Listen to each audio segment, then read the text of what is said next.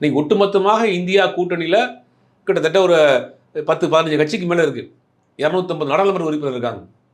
தமிழ்நாட்டுக்கு ஒரு பிரச்சனைனா ஒட்டுமொத்தமாக நீங்கள் டெல்லியில் எதிரொலிக்கும். கம்யூனிஸ்ட் தலைவர்கள் பேசுவாங்க, காங்கிரஸ் தலைவர்கள் பேசுவாங்க, திமுக தலைவர் பேசுவாங்க, விசிக தலைவர்கள் பேசுவாங்க, போராடுவாங்க, ஆர்ப்பாட்டம் பண்ணுவாங்க, வழக்கு போடுவாங்க, நாடாளுமன்றத்தை ஸ்தம்பிக்க வைப்பாங்க, நாடாளுமன்றத்தில் பேரணி நடத்துவாங்க. நீங்கள் என்ன பண்ணுவீங்க? உங்களுக்கு என்ன இருக்குது? எஸ்ஐஆர்னு ஒரு விஷயம் வந்தது உங்களுக்கு 10 நாள் கழிச்சு தான் தெரியுது. 10 நாள் கழிச்சு தான் எஸ்ஐஆருக்கு வீடியோ போடுறீங்க. உங்களை நம்பி இப்படி ஆட்சி அதிகாரத்தை கொடுக்குறது. 50 வருஷம் தமிழ்நாட்டில் 2 திராவிட கட்சிகளும் ஒரு கட்டமைப்பு உருவாக்கி வச்சுருக்கிறாங்க.